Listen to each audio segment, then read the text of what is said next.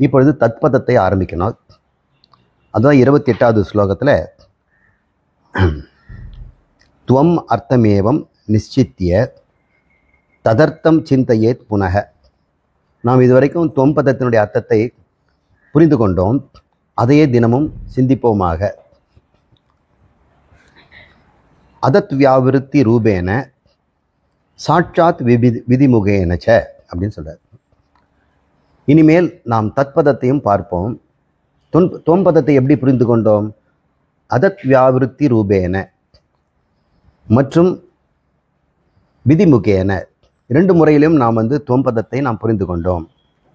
அது என்ன 2 முறையில் அப்படின்னா, அதத் வியாவிருத்தி ரூபம் அப்படின்னா அதுவல்ல அதுவல்ல அதுவல்லன்னா அதத் வியாவிருத்தி. வியாவிருத்தி என்றால் விதவிதமான விருத்திகள், அனுவிருத்தினா ஒரே மாதிரி விருத்தி. இப்போ இந்த தலை போட்டிருந்தல உள்ளம், அதில் முன்பகுதி எல்லாமே வியாவிருத்தி. இதை பின்னாடி நானுங்கிறது அணுவிருத்தி. அதையும் நம்ம எழுதிக்கணும். நிறைய இந்த படத்துக்குள்ளே உள்ளே வந்துடும். ஏன்னா உள்ளத்துக்குள்ளே தான் எல்லாமே இருக்குது. ஈஸ்வரன், ஜீவன், ஜகத்து. இந்த உள்ளம் மித்யா. மித்யா இருந்தால் அந்த இடத்துல சத்தியம் இருக்கும். சத்தியம்தான் மித்யா. மித்யான்னு ஒரு பொருள் கிடையாது. மித்யா என்பதே இல்லை. துவைதத்தில் மித்யா, அத்வைதத்தில் மித்யா கிடையாது. அந்த சத்தியம்தான். ஆமாம். அப்போ உள்ளம்னு போட்ட இந்த படம் முழுக்க மித்யா. இது வரைக்கும் மித்யாவை தான் பேசணும், பிரம்மத்தையே நம்ம பேசலை. இந்த மித்யாவை சொல்லிட்டு இதெல்லாம் இல்லைன்னு சொல்கிறோம் பார்த்தீங்களா, அது வியாவிருத்தி ரூபம். உபதேசத்தில் இதுவல்ல இதுவல்ல இதேன்னு சாகச்சந்திர நியாயம்னு சொன்ன நேற்று முறைப்படி நாம் எப்படி காட்டி கொடுத்தோமோ, தடஸ்த லட்சணத்தை காட்டி அதை நீக்கிவிட்டு சொரூப லட்சணத்தை காட்டணும். இப்போ தடச்ச லட்சணத்தின் மூலம் சொல்லிக் கொடுக்க அத்தியாரோபம்னு பேர், அது வியாவிருத்தி ரூபம்னு பேர். இதுதான் அதுன்னு சுட்டி காட்டும்பொழுது அது அனுவிருத்தி ரூபம் அல்லது விதிமுகேன அப்படின்னு பேர். இப்படி தான் நம்ம உபதேசம் பார்த்தோம். முதல்ல இருக்கிறது வியாவிருத்தி ரூபமெல்லாம் நம்ம அத்தியாரோபம்ங்கிறோம். இருக்கிற மாதிரி சொல்லிட்டு அது இல்லைன்ற போகிறோம். அபவாதங்கிறது விதிமுகேன, அதை அபவாதம் பண்ணிட்டு நேராக அவங்களுக்கு கொண்டு போய்டுறோம். இவ்வாறு நாம் 2 முறையிலையும் தொம்பதத்தினுடைய அர்த்தத்தை நம்ம பார்த்தோம். ஸ்தூல சரீரம் அல்ல, பிராணன் அல்ல, மனம் அல்ல, புத்தி அல்ல, காரண சரின்ற அவித்யாவும் அல்ல என்று நாம் தள்ளி விட்டுட்டு எஞ்சி இருக்கின்ற சைதன்ய பிரத்யக் போதம் அப்படின்ற வார்த்தை ஒரு பயன்பார். பிரத்யக் போதம் உள்ளுரைகின்ற அறிவுணர்வாக இருப்பது மட்டும்தான் தொம் என்ற சொல்லுக்கு உண்மையான அர்த்தம். இதெல்லாம் தொம் அல்ல. ஆனால் நீ அறியாமையில் இதெல்லாம் நானுன்னு சொல்லிட்டு இருந்த. நான் என்கின்ற சொல்லக்கூடிய அஸ்மத் பிரத்யய கோசரம், அது பேர். நான் என்ற உணர்வுக்கு அஸ்மத் பிரத்யய கோச்சரம். நான் என்ற உணர்வுக்கு ஆதாரமானது, பிடிமானமானது கோச்சரம் அப்படின்னு. இதுதான் பிரம்மசூத்திர பாஷ்யத்தில் சங்கரர் பயன்படுத்துகிற முதல் சொல். அஸ்மத் பிரத்யய கோச்சரம், நான் என்ற உணர்வு. உஸ்மத் பிரத்யய கோச்சரம், நீ என்கின்ற உன் உணர்வு. உன் உணர்வும் என் உணர்வும் வேற வேறையா இருக்குது அப்படின்னு தான் ஆரம்பிக்கிறார். இந்த முறையில் நாம் தொம்பதத்தின் அர்த்தத்தை நாம் விளக்குதலும் கொள்ளுதலும் என்ற முறையில் கற்றுக்கிட்டோம். இனிமேல் 29வது பாடத்திலேருந்து நாம் பார்ப்போம்.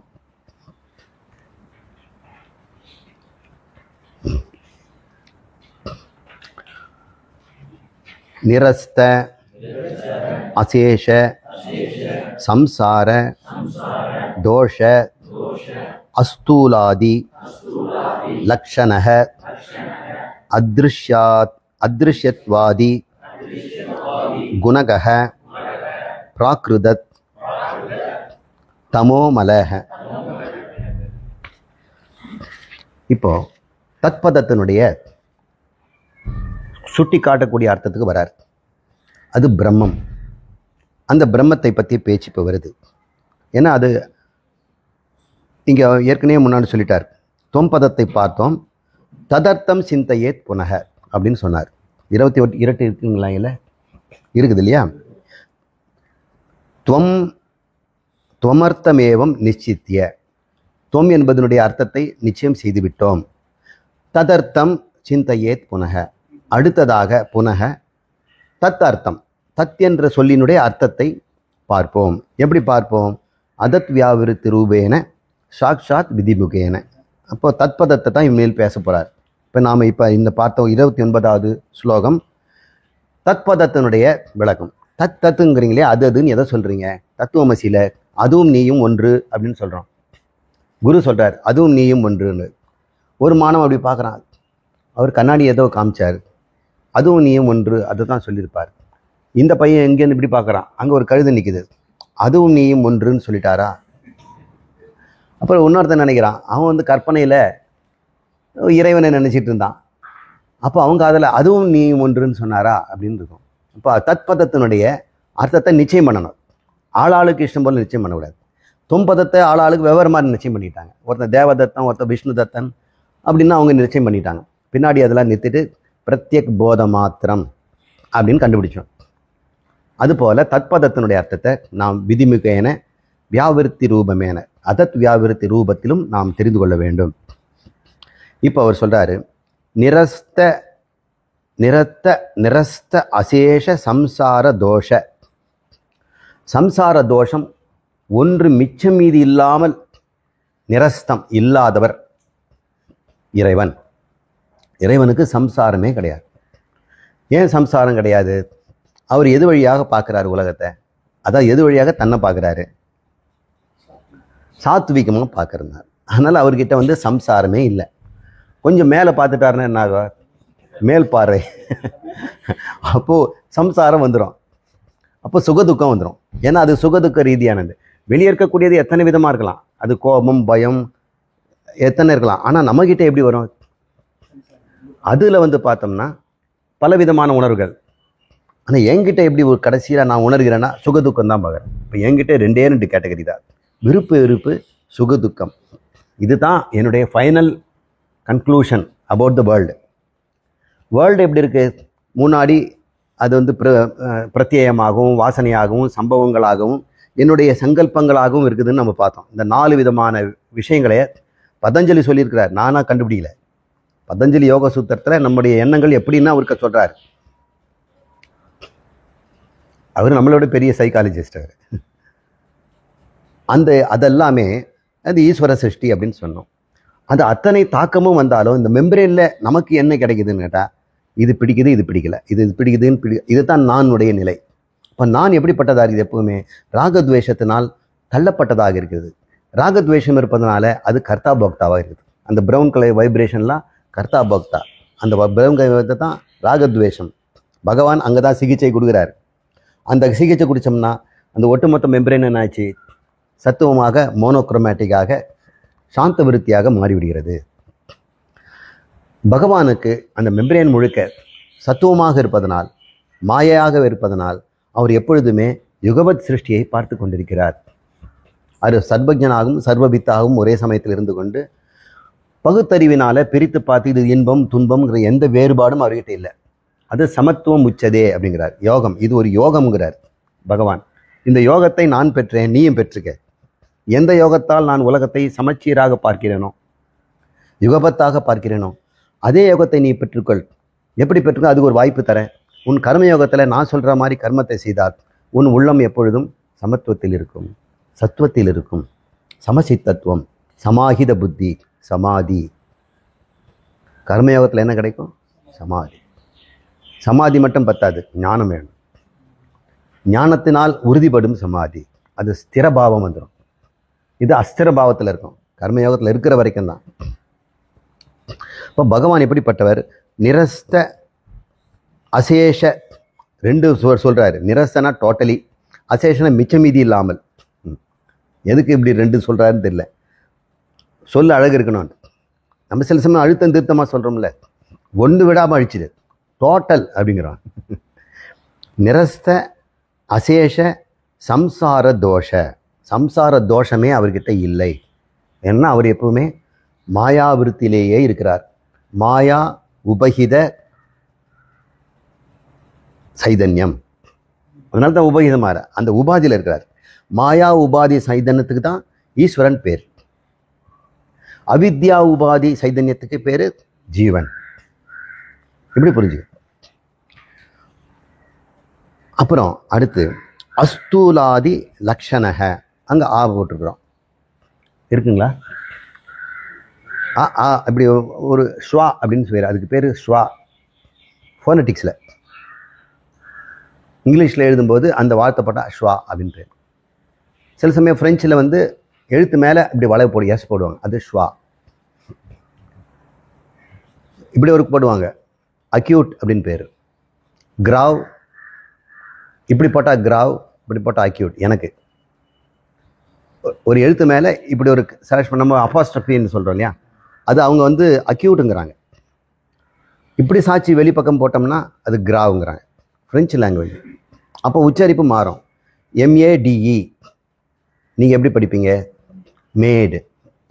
அப்போ அது கிராவ். MAD மேடு. அதே MAக்கு என்ன சவுண்டு வருது பாருங்க. அப்போ இப்படி ஸ்லாஷ் போட்டுருவாங்க. அப்போ அது கிராவ். கிராவ் அக்யூட், மேலே போட்டால் ஷ்வா. அந்த ஷ்வா போட்டோம்னா மேர்ஜ் ஆகும். அந்த சவுண்டை வந்து தனியாக உச்சரிக்கக்கூடாது. அது மாதிரி இந்த வந்து ஒரு ஷ்வா. அஸ்தூலாதி லட்சணக சேர்த்து படிக்கும்போது தோஷா ஸ்தூலாதின்னு வந்துடும். இப்போ நமக்காக வேண்டி ஆவை அங்கே இன்ட்ரடியூஸ் பண்ணுறாங்க, அது ஷ்வா. சரி, அஸ்தூலாதி லட்சணம்னா என்ன? ஸ்தூலத்தில் என்னென்ன இருக்குதோ அவர் ஒன்றும் கிடையாது. அப்போ சூக்ஷ்மம் இருக்குமானா அதுவும் கிடையாது. இந்த சூக்ஷ்ம மகாபூதமும் அவர் கிடையாது. அஸ்தூலாதின்னு போட்டார். அப்போ ஆதி போட்டோன்னாக்கா சூக்ஷ்ம ஆதின்னு வந்துடும். இப்போ ஸ்தூலம் சூக்ஷ்மம் முதலிய ஆதி போடலைன்னா ஸ்தூலம் மட்டுமாயிடும். அஸ்தூல லட்சணம் சொல்லலை, அஸ்தூலாதி லட்சண. சூக்ஷ்மமும் கிடையாது, ஸ்தூலமும் கிடையாது. அப்படிப்பட்டவர் ஈஸ்வரர். அதனால ஸ்தூலத்தில் அவர் தேடாத, ஸ்தூலத்தில் அவர் தேடக்கூடாது. ஸ்தூலமாக இருக்கிற பிரபஞ்சத்தில் எங்கே ஈஸ்வரன் கேட்கக்கூடாது. இந்த டெஃபினேஷன் அப்படி இருக்கு. சூக்ஷ்மமாகவும் தேடக்கூடாது. அவர் கண்ணுக்கு தெரியாமல் சூக்ஷ்மமாக அது நிற்பார் அப்படியும் கிடையாது.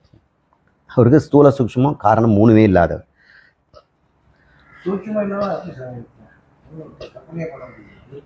கற்பனை படி அதான் அச்சிந்தியம். நீங்கள் கூட அப்படி தான் இருக்கிறீங்க. சூக்ஷ்மமாக இருந்தாலும் இதை பேசிகிட்டு இருக்கீங்க. சூக்ஷ்மத்தை பேசாமல் இருந்தீங்கன்னா நீங்கள் சூக்ஷ்மமும் ஸ்தூலமும் இல்லாதவங்களா இருப்பீங்க. காரணமும் இல்லாமல் இருக்கணும், அது அதிசூக்ஷ்மம். தூக்கத்தில் நம்ம ஸ்தூலம் இல்லை, சூக்ஷ்மம் இல்லை, நீங்கள் இருக்கிறீங்கல்ல. ஆனால் இருக்கிறீங்க, அவித்யாவோட இருக்கிறீங்க. அதனால் நீங்கள் பிரம்மத்தை தெரியாமல் இருக்கிறீங்க. பிரம்மமாக இருந்தும் பிரம்மமாக இல்லை தூக்கத்தில். ஏன்? அவித்யா இருக்குது. அவித்யா நீங்கிடுச்சுன்னா ஞானி தூங்குனா எப்படி தூங்குவான்? ஞானியாக தான் தூங்குவான். அவன் முழிச்சின உடனே அஞ்ஞானியாக எழுந்துக்க மாட்டான், ஞானியாக தான் எழுதுவான். ஏன்னா அவன் ஞானியாக தான் தூங்கினான். தூங்குனவன் அஞ்ஞானியாக தூங்கினான்னா எழுந்துக்கு. அப்போ ஞானி எழுந்துக்கும் போது ஞானியாக இருக்கிறான்னா தூக்கத்துலேயே அவன் ஞானியாக தான் இருந்துருக்கான். கனவுல ஞானியாக தான் இருப்பான். கனவுல யாருக்கும் துன்பம் வந்தால் கூட கனவுல அழுவான். கனவுல காப்பாற்ற போவாங்க. கனவு கூட மாறிடும்.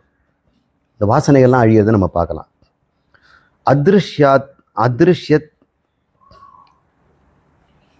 அதிருஷ்யத்வாதி குணக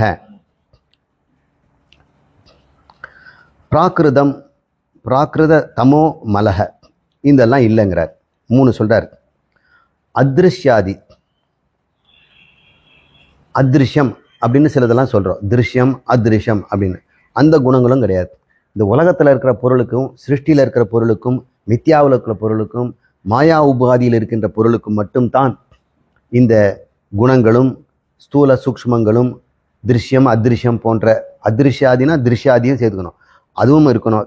அல்லது பிராகிருதம் மலோமலம். பிராகிருதங்கிறது இந்த எடுக்கப்பட்ட தலைப்பு. தமோ மலமும் அவர்கிட்ட இல்லை. தமோ மலம் எங்கே அந்த வட்டத்தில் பார்த்தோம்? இதம் விருத்தியில் பார்த்தோம். இதம் விருத்தியும் இல்லை, அகம் விருத்தியில் ரஜோகுண விருத்தியும் இல்லை. சத்துவகுண விருத்தி இருக்குதானா அந்த விருத்தியும் அவருக்கு இல்லை. ஏன்னா சூக்ஷ்மமே அவருக்கு இல்லை. சூக்ஷ்மத்தை அந்த மாயா இருக்க முடியும். அந்த மாயாவும் இல்லைன்னா அவர் சொரூபத்தில் இருக்கிறார். இப்படி இந்த வார்த்தைகளை நம்ம அர்த்தத்தை நம்ம எடுத்துக்கிறோம்.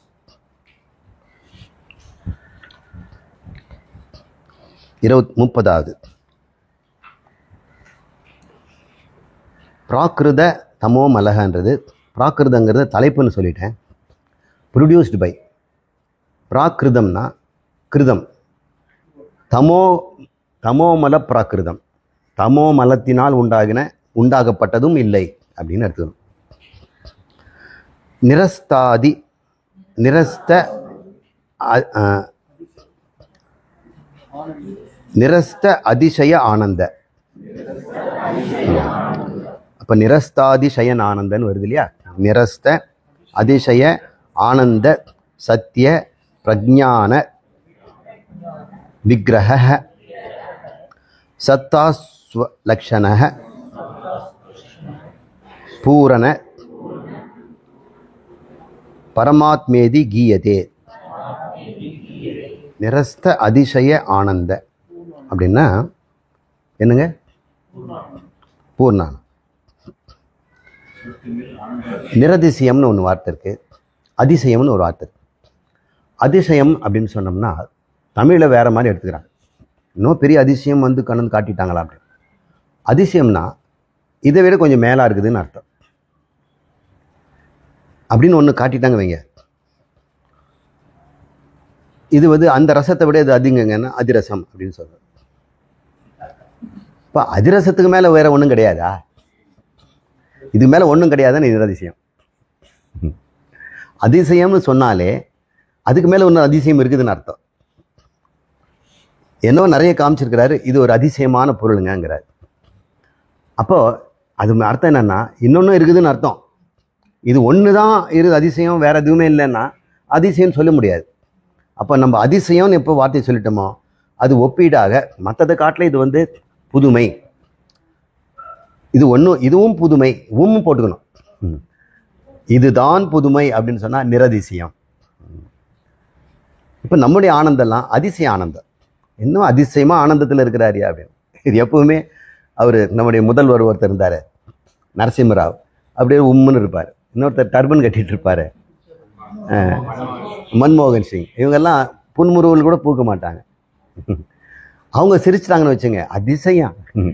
அப்போ அவருடைய ஆனந்தம் அதிசய ஆனந்தம். ஏன்னா தப்புன்னு போயிடும். அது சீக்கிரமே அது படம் எடுத்தா உண்டு. அது மாதிரி படம் யாரும் இதற்கு எடுத்த மாதிரி தெரியல. அது அதிசயம்னு சொல்கிறோம். ஒருத்தன் எப்போவுமே ஆனந்தத்தில் இருக்கானுங்க, அது அதிசயம்னு சொல்ல முடியுமா? அது அதிசயம் இல்லையா, அது நிரதிசயம். அது போய் அதிசயம்னு சொன்னால் என்ன ஆகும்? அது வந்து அசிங்கப்படுத்தின மாதிரி ஆகிடும். அது அப்படி சுபாவமாக மாறாததையும் எப்போ இருக்குது, அதான் நிரதிசயங்கிற வார்த்தை அதுக்கு யூஸ் பண்ணுறோம். நிரதிசய ஆனந்தம் அப்படின்னு சொல்கிறாங்க. ஏன் அது அந்த ஆனந்தம் அதுக்கு வந்து அளவற்றதாகவும் தடையற்றதாகவும் மாறுபாடுகள் அற்றதாகவும் விருத்தி ரூபமாகவும் இல்லாமல் மயமாக இல்லை. நம்மக்கிட்ட ஒரு ஆனந்தம் இருக்குது, அது ஆனந்த மயம். மயம்னா என்ன அர்த்தம்? மயத்துக்கு 3 அர்த்தம் இருக்குது. சொரூபம்னு ஒரு அர்த்தம் இருக்குது, விகாரம்னு ஒருத்தர் இருக்குது, பிராச்சுரியம்னு ஒரு அர்த்தம் இருக்குது. இந்த 3 நான் சொல்லியிருக்கிறேன். மயட் விகாரக, மயட் பிராச்சுரியக, மயட் சொரூபக அப்படின்னு 3 விதமாக மயம்ங்கிறது சொல்லலாம். அன்னமயம் அப்படின்னு சொல்கிறோம் இல்லையா, அது வந்து மயட் விகாரம், அன்னத்தினுடைய விகாரம். இது சாப்பிட்ட உணவு இங்கே வேற மாதிரி ஆயிடுச்சு. பிராச்சுரியம்ங்கிறது அங்கே போனால் தங்க மயமாக இருக்குதுங்க, அங்கே மக்கள் மயம் அப்படின்னு சொல்லும்போது அங்கே நிறைந்திருக்கிறார்கள்ன்ற அர்த்தத்தில் மயங்கிறது சொல்கிறோம். இங்கே மாறுபட்டு அப்படியே மாறிடுச்சு அப்படின்றத மயட் விகாரக. மக்கள் கூட்டத்தை பார்த்தோம்னா ஜனமயம் அப்படின்னு சொல்கிறோம், மக்கள் வெள்ளம். அதை வந்து மயட் பிராச்சுரியம், ரிச், சேச்சுரேட் வித். ஆனந்தமயம் அப்படிங்கிறது எந்த அர்த்தம்? இதை நம்ம ஆனந்த மீமாம்சாவில் சொல்லி கொடுத்துருக்குறோம். பிரகதாரண்யத்துலேயும் இந்த மீமாம்சத்தை நம்ம சொல்லி, இங்கே மயட்டை விகாரம்னு எடுத்துக்கலாம், பிராச்சுரியம் எடுத்துக்கலாம், சொரூபம்னு எடுத்துக்கலாம். இப்போ நம்மகிட்ட இருக்கக்கூடிய ஆனந்தமய கோஷம் சொரூப ஆனந்தமா, மயட் விகாரமா, மயட் பிராச்சரியமா? அப்படி எடுத்தா இந்த 3த்துல எது எடுப்பீங்க? சொரூபம்னா எப்பவுமே இருக்கணும். ஆனந்தமய கோஷம் எப்பவுமே ஆனந்தமாக இருக்கணும் இல்லை, தூக்கத்தில் தானே இருக்குது. அதனால் அது வந்து சொரூப ஆனந்த மயட்டை வந்து அந்த இடத்துல கூடாது. அப்போ பிராச்சுரியமாக எடுத்துக்கலாமா அல்லது விகாரமாக எடுத்துக்கலாமா? பிராச்சுரியமாக எடுத்துக்க முடியாது, அது விகாரமாக தான் எடுத்துக்க முடியும். அந்த சமயத்தில் இந்த அந்த காரணம் அந்த விகாரத்துக்கு போயிடுச்சு. அது இப்படி தலையை பிரிட்டு போட்டாங்க, இப்படி போட்டால் பூ வந்துடும், இப்படி போட்டால் சிங்கம் வந்துடும், இப்படி அது ஒரு விகாரம். அப்போ ஆனந்தமய கோஷத்தை மயட் விகாரம்னு சொல்லுவோம். அப்போ பிரம்மத்துக்கு என்ன சொல்லுவோம்? அது விகாரம் கிடையாது, பிராச்சுரியம் கிடையாது, அது சுரூபானந்தம். அதை நிரஸ்தாதி ஆனந்தம்னு சொல்கிறான். இல்லைன்னா இந்த அன்னமய அந்த என்ன பேருங்க, ஆனந்தமய கோஷத்தை நம்ம எப்படி புரிஞ்சுக்கணும்? ஆனந்தமயம்னு சொல்கிறாரே, மயங்கிறதுனால அதில் விகாரம் இருக்குது. அந்த விகாரத்தை நம்ம எப்படி சொல்கிறோம்? 3 விதமாக சொல்லுவோம். பிரியம், மோதம், பிரமோதம். கொஞ்சம் பேர் ஞாபகம் இருக்குன்னு நினைக்கிறேன். பிரியம், மோதம், பிரமோதம். இந்த 3 லெவலில் அது விகாரம் அடையுது. அதனால் அது கோஷம், அதனால் அது மயம். ஆனந்தம் அப்படி பிரியம், மோதம், பிரமோதம் மாறாது. ஒரு படித்தாக யூனிஃபார்மாக இருக்கும். இது அன்யூனிஃபார்மாக இருக்கும், மாறி மாறி வருது. இந்த பிரியம், மோதம், பிரமோதம்ங்கிறது என்னன்னு பார்த்தோம்னா, ஒரு குழந்தை சுச்சிந்தனா, அது போல் ஒரு குழந்தை கடைக்கு போய் அவங்க அப்பாவுக்கு கேட்டுகிட்டே இருக்கிறான், இது எனக்கு வாங்கி கொடுக்கணும், ஒரு ஜாமெட்ரி பாக்ஸ் வேணும். இருக்குதா ஜாமெட்ரி பாக்ஸு? இருக்குது. அப்பா அது கேட்க மாட்டான். வேறு ஸ்கெட்ச் பென்சில் வேணும். அப்பா எனக்கு நிறைய ரெக்கார்டெல்லாம் ஸ்கெட்ச் பென்சிலில் வரைய சொல்கிறாங்க, எனக்கு வேணும் அப்படின்னு சொல்கிறாங்க. அப்போது அவங்க அப்பா நான் வாங்கி தரேன் அப்படின்னு சொல்லிட்டாருங்க. அது பிரியம்.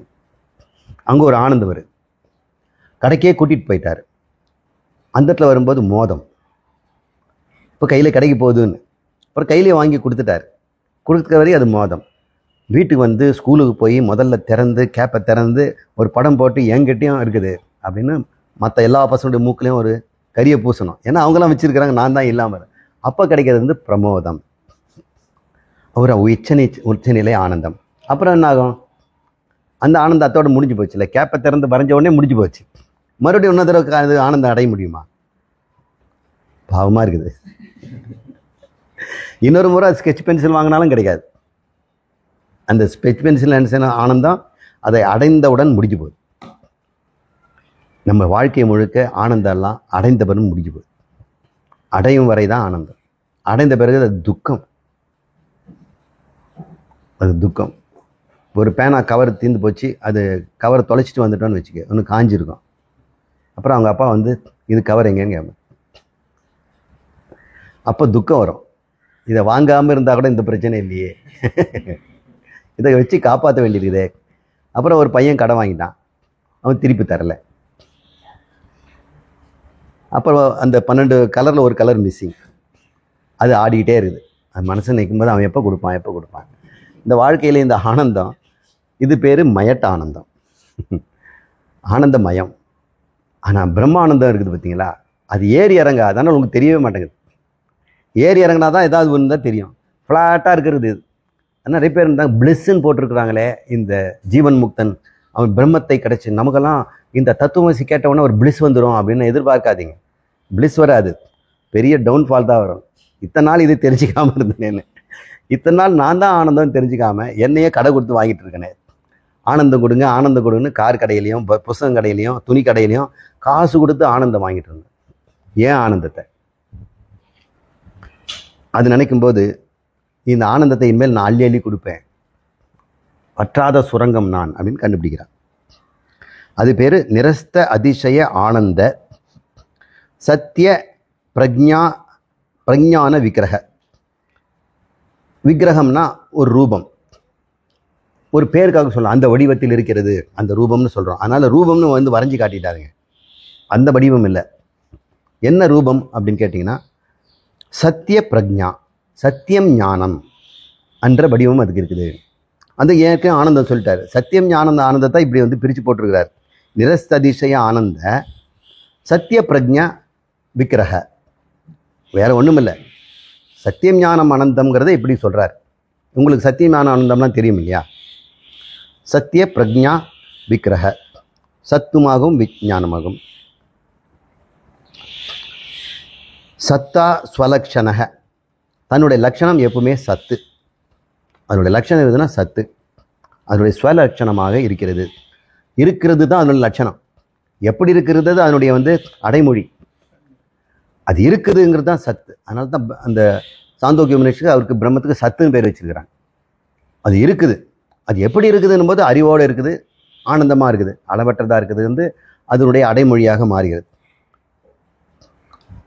சில சமயத்தில் சங்கரர் சொல்வார், தயானந்தர் சொல்வார், இந்த அடைமொழியெல்லாம் எதுக்கு? அடைமொழி தான் உண்மையானது. சத்து எதுக்கு? ஆனந்தம்னு சொன்னாலே இருக்குதுன்னு தானே அர்த்தம். ஆனந்தம் இருந்தால் தானே இருக்குதுன்னு அந்த ஆனந்தம்னு பேர் கொடுப்போம். இப்போ ஆனந்தன் பேர் வச்சிட்டோம்னா ஒன்று ஆனந்தன்னு ஒன்று இருக்குது. ஆனந்தத்துக்கு உண்டான ஒரு பொருள், அந்த பொருள் இருப்பதனால அது சத்து. அது ஆனந்தமாக இருப்பதனால அது அறிவுடையதாக தான் இருக்கணும்.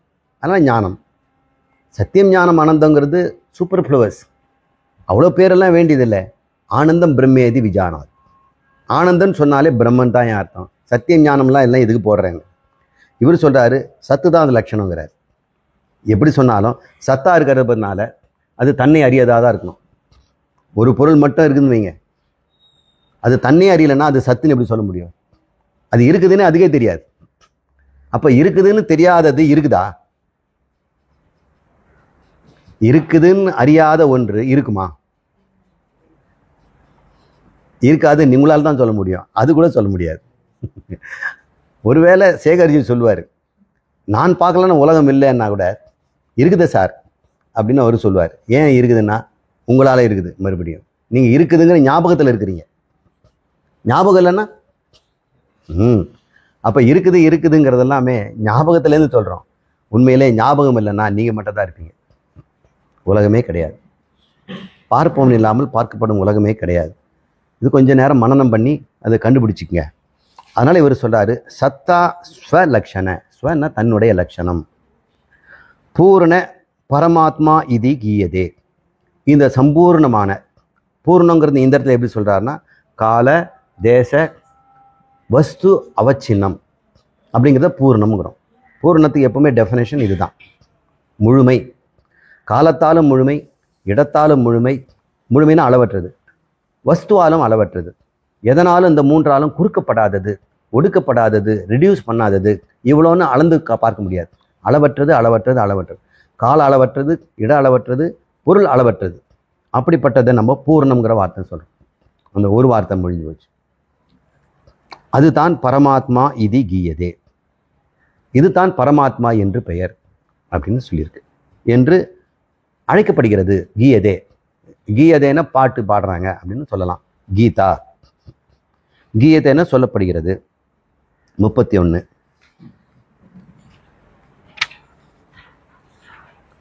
மறுபடியும் அந்த பிரம்மத்தினுடைய ஸ்லோகங்கள் தான் வந்துட்டு இருக்குது. சர்வஜ்ஞத்வம் பரேஷத்வம் ததா சம்பூர்ண சக்திதா வேதைஹி சமர்த்தியதே யஸ்ய தத் பிரம்ம இதி அவதாரய. இப்போ மறுபடியும் சில டெஃபினிஷன். அது சர்வஜ்ஞத்துவம். சர்வஜ்ஞம் அனைத்தும் அறிந்தது. தமிழில் முற்றறிவு. முற்றறிவு அனைத்தும் அறிந்தது. சர்வவித், சர்வஜ்ஞம் அப்படின்னு ரெண்டு சொல்கிறோம். சர்வவித் அப்படின்னா ஒவ்வொன்றையும் தனித்தனியாக அறிவது. சர்வஜ்ஞம்னா எல்லாம் கோல்டு தான். ஒன்றை அறிந்தால் எல்லாம் அறிந்த சவம்னு சொல்கிறோம் பார்த்தீங்களா, அந்த அறிவுக்கு வந்து சர்வஜ்ஞத்துவம். இப்போ ஞானிகளுக்கெல்லாம் இருக்கக்கூடியது எப்படிப்பட்ட அறிவு? அவர் சர்வஜ்ஞர் அப்படின்னா என்ன அர்த்தம்? என்னை தவிர வேறு எதுவும் இல்லை, அதெல்லாம் நானே அப்படின்னு சொன்னான்னா அந்த அறிவுக்கு பேர் சர்வஜ்ஞத்துவம். சர்வவித்துனா அது ஈஸ்வரனுக்கு. அவர் வந்து யுகோபத்தாக நேற்று இன்று நாளை மூன்றையும் ஒரே சமயத்தில் அனைத்தையும் பிரிக்காமல் பார்க்கிறவர். இதெல்லாம் ஒரு பார்வையா? பிரிக்காமல் எல்லாத்தையும் பார்த்தா வெள்ளையாக தானே தெரியும். நேற்று இன்று நாளையும் பார்த்துட்டு, சுக துக்கம் எல்லாம் ஒன்றா பார்த்துட்டு, வெற்றி தோல்வி எல்லாத்தையும் பார்த்துட்டு, கருப்பு சிவப்பு வெள்ளை எல்லாத்தையும் ஒன்றா பார்த்துட்டு, ஒன்றா சாப்பிட்டு, அது பார்வையா? அது பார்த்தா ஒன்றா தான் இருக்கும். அதனால் அவர் ஆனந்தமாக இருக்கார். அப்படி ஒன்று இல்லவே இல்லைங்கிறார். கண்ணை திறந்து பார்த்தேன், ஒன்றும் இல்லையே. அது பேர் சர்வஜ்ஞம் ஈஸ்வரனுக்கு. நம்மக்கிட்ட அந்த சர்வஜ்ஞம் எப்படி வருதுன்னா, எல்லாம் பிரம்மஸ்வரூபம். பிரம்மம் நான் என்று அறிந்து கொண்டேன். கண்ணு முன்னாடி எல்லாம் தெரியுது. ஈஸ்வரன் எப்படிப்பட்டவர்னா எல்லாத்தையும் படைக்கிறார்ல, அதனால் சர்வ வித்தாகவும் இருந்தாலும் வெறும் பார்வையாளராக இருந்துட்டு எல்லாம் வெள்ளையாக இருக்குது போயா அப்படின்னா எப்போ சிருஷ்டி ஆரம்பிக்கும்பா சார், தனித்தனியாக பார்க்குறேன் இரு அப்படின்னு அவர் ரஜஸ் வழியாக பார்ப்பார். அப்போ ஜீவன் வந்துடுவான்ல, அவன் தனித்தனியாக பார்க்க ஆரம்பிச்சிடுவான்ல. அவன் சூக்ஷ்ம சரீரத்தோடு இருக்கிறவன். அவன் வழியாக பார்த்த உடனே அவர் சர்வ வித்தாயிடுறாரு. எப்படி சர்வ வித்தாகிறாரு? எல்லார் கண் வழியாகவும் பார்க்குறாரு.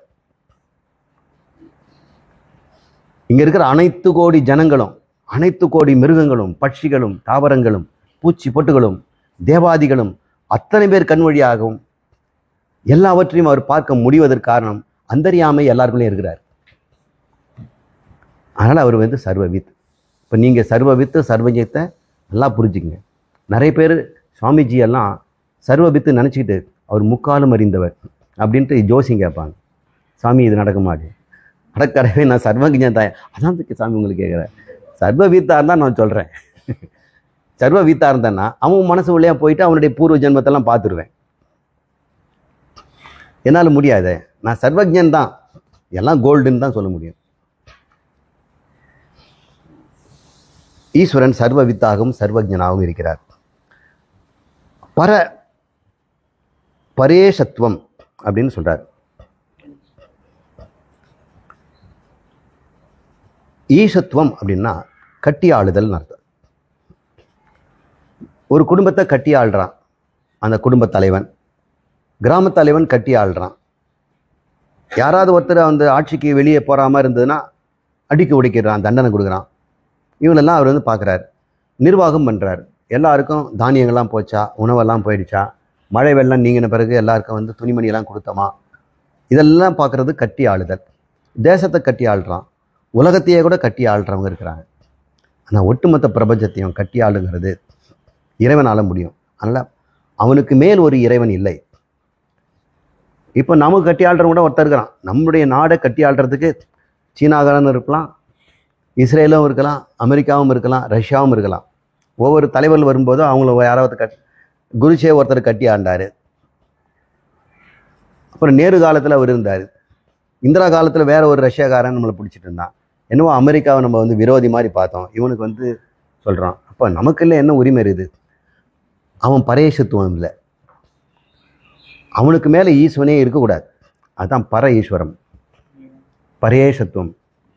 பரேஸ்வரன், பரமேஸ்வரன், அது பரேஷத்துவம். அவனுக்கு ஒரு நிகரானவனோ அவனுக்கு மேலானவனோ அவனுக்கு கீழானவனோ யாருமே இல்லை, அவன் ஒருவன் தான் இருக்கிறான். அது பேர் பரேஷத்துவம்.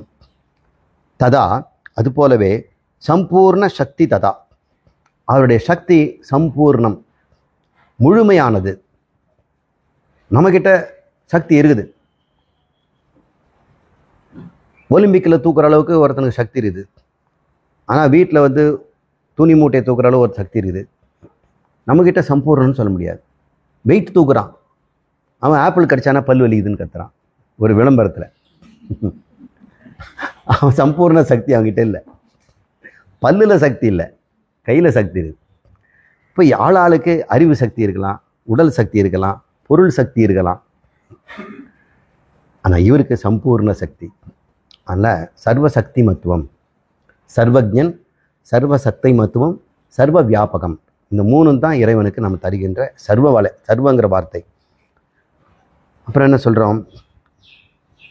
வேதைஹி சமர்த்தியதே யஸ்ய, எல்லாவற்றையும் அறிபவர். வேதைஹி, வேதத்தை சிருஷ்டிகர்த்தான்னு வச்சுக்கலாம். வேதைன்னா எல்லாத்தையும் அறியக்கூடியவர். அந்த சமர்த்தியம் அவர்கிட்ட இருக்குது.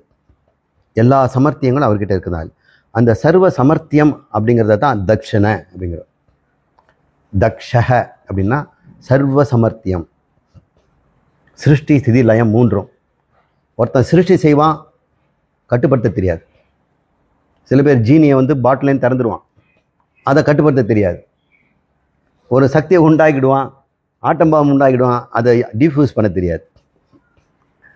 இப்படி ஒருத்தனுக்கு சிருஷ்டி செய்ய முடியும், ஒருத்தனுக்கு காப்பாற்ற முடியும், சிருஷ்டி பண்ண தெரியாது. ஒருத்தனுக்கு லயம் பண்ண தான் தெரியும், சிருஷ்டி பண்ண தெரியாது. லயம் பண்ண தெரியாவிட்டாக்கா சிருஷ்டி பண்ணுறவனுக்கு ரொம்ப கஷ்டம். மறுபடியும் சிருஷ்டி பண்ணுறதுக்கு வாய்ப்பு இல்லாமல் போயிடும். இந்த மூன்றும் தனித்தனியான ஒரு சமர்த்தியம். அந்த மூன்றையும் அவர்கிட்ட இருக்குது. அதனால் ஒரு சர்வசக்தி தக்ஷக, மூன்றும் அவர்கிட்ட தான் இருக்குது. சமர்த்தியதிய யஸ்ய, அப்படிப்பட்டவர். தத் பிரம்ம இதி அவதாரையே, அதைத்தான் பிரம்மம் என்று நீ தெரிந்து கொள்ள வேண்டும்.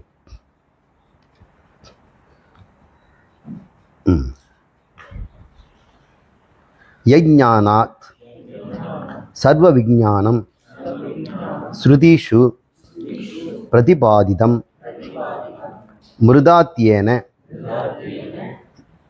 மிருதாத்ய அநேக திருஷ்டாந்தைசத் பிரம்ம இதி அவதாரையே. அப்படி பிரிச்சுக்கோ. மறுபடியும் படிப்போம். எத்து ஞானாத் எந்த ஒரு அறிவினால், அது யஜ்ஞானாத். ரெண்டு இஜ் வருது. ஒன்று இருந்ததுன்னா யஜ்ஞாத்னு வந்துடும். இப்போ வேள்வி செய்துன்னு ஆகிடும். எந்த ஒரு அறிவினால் சர்வ விஞ்ஞானம் எல்லாம் அறிந்ததாகுமோ என்று சொல்லுகின்ற ஸ்ருதிகள் என்று சொல்லக்கூடிய ஸ்ருதிஷு பிரதிபாதிதம் நாம் அறிந்து கொண்டோமோ அதுதான் பிரம்மம். எதை அறிந்து கொண்டால் எல்லாம் அறிந்து கொண்ட சமமோ என்று உத்தாலகர் மகனுக்கு சொன்னார் இல்லையா? அது எதை அறிந்தால், பிரம்மத்தை அறிந்தால் எல்லாத்தையும் அறிந்தோம். ஏன்னா எல்லாமாக இருப்பது பிரம்மம். அப்போ அதை இப்போ எடுத்துக்கோட் காட்டுறார். அதை தான் நான் பிரம்மன் நான் சொல்லிட்டு இருக்கிறேன். பிரம்மேதி அவதாரைய. பிரதிபாதிதம்னா விளங்கி கொள்ளுதல், ஸ்ருதியினால விளங்கி கொண்ட அந்த விஷயம். எப்படி அது சொல்லி கொடுத்துதான்? மிருதாத்து அநேக திருஷ்டாந்தைகி, மண் முதலிய உதாரணங்களை கொண்டு விளக்கியது. இப்போ மண்ணுன்னு சொல்கிற இல்லையா அவருக்கு, எத் மிருத்து பிருண்டேன சர்வம் மிருண்மயம் விஞ்ஞானத் அப்படின்னு அவர் சொன்னார். மண்ணை அறிந்து கொண்டால் அனைத்து பானைகளையும் அறிந்தது போல ஆகுமே என்று ஸ்வேதகேதுக்கு சொன்னதை இங்கு ஞாபகப்படுத்துகிறார். மிருதாதி அநேக, மிருதாதினா அதோடு சேர்ந்து தங்கத்தையும் சொல்கிறாரு, இரும்புத்திலேருந்து செய்யக்கூடிய கருவிகளையும் அவர் சொல்கிறார். 3 திருஷ்டாந்தங்களை சாமவேதத்தில் நம்ம சாந்தோக்கியத்தில் பார்த்தோம். அநேக திருஷ்டாந்தத்தால் சொல்லப்பட்டதே தத்து பிரம்ம இது அவதாரையே, அதுதான் பிரம்மம் என்று நான் சொல்கிறேன் என்று பிரம்மத்தை அறிமுகப்படுத்துகிறார் இத்தனை ஸ்லோகத்தில்.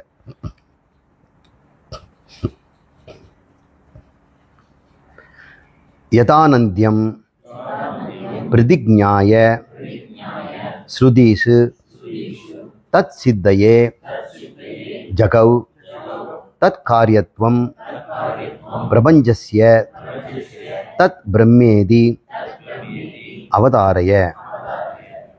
இந்த இடத்துல இந்த ஸ்ருதி என்ன சொல்ல வருது அப்படின்றத அவர் சொல்கிறாரு.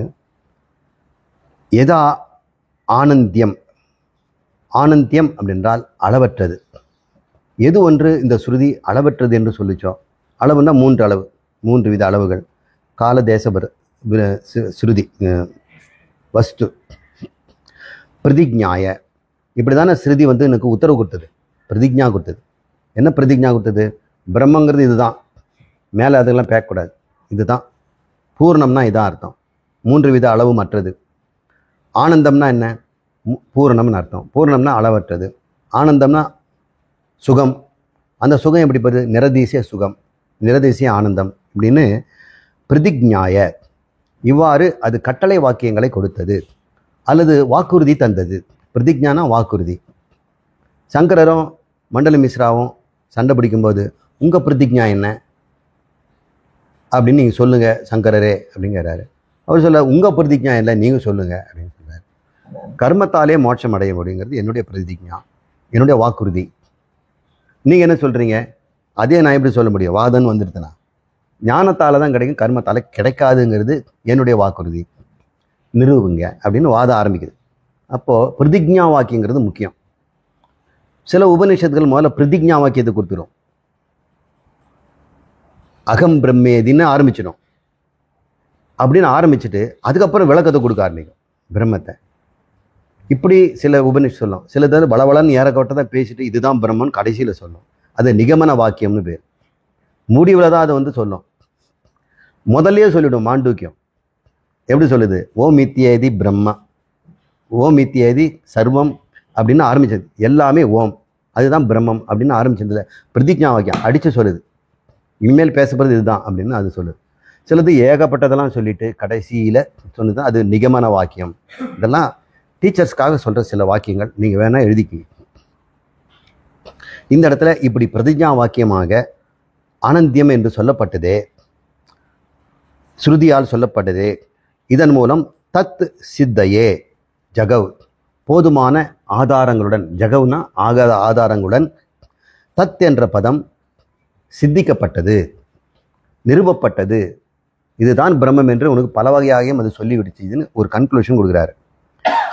எது ஆனந்தியம் பிரதிஜ்ஞாய ஸ்ருதி தத் சித்தையே ஜகவ், தத் காரியத்துவம் பிரபஞ்சஸ்ய, அதனுடைய காரியமாகத்தான் இந்த பிரபஞ்சம் உண்டாகியிருக்கிறது. அப்போ அவர் காரணகர்த்தா, ஜகத் காரணம் பிரம்ம என்பதும் நமக்கு தெரிஞ்ச விஷயம். அதனால அந்த தான் பிரம்மம் என்று சொல்லுகிறோம். முக்கியமான வாக்கியம், இதை புரிஞ்சுக்குங்க. 34வது விஜிஜ்ஞாஸ்யதயா யச்ச வேதாந்தேஷு முமுக்ஷுபிஹி சமர்த்தியதே அதியத்னேன தத் பிரம்மேதி அவதாரய.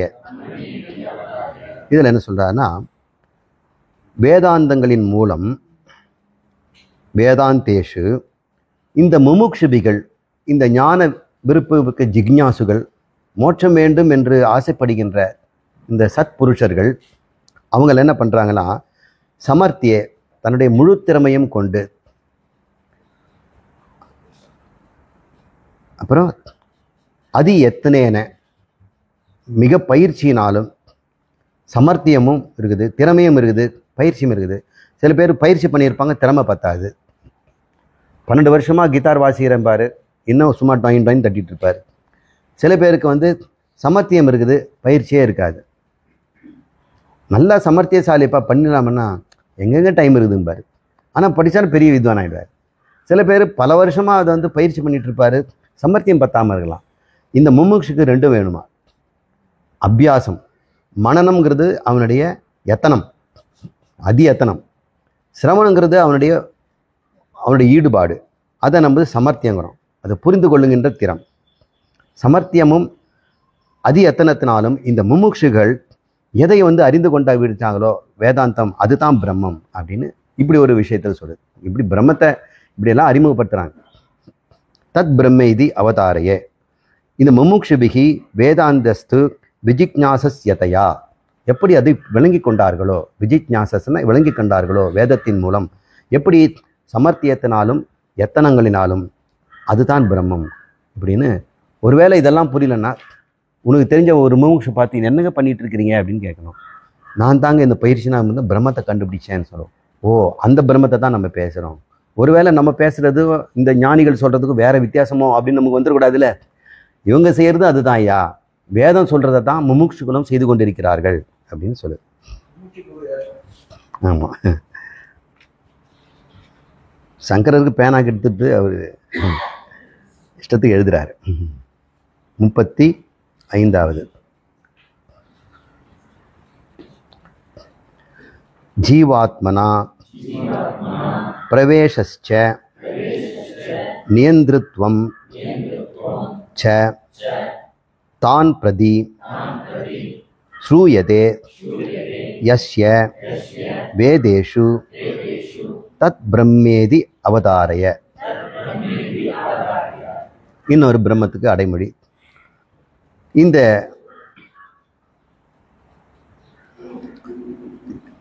வேதங்களின் மூலம் எது சொல்லப்படுகிறதோ சுருதோ கேட்கப்பட்டது.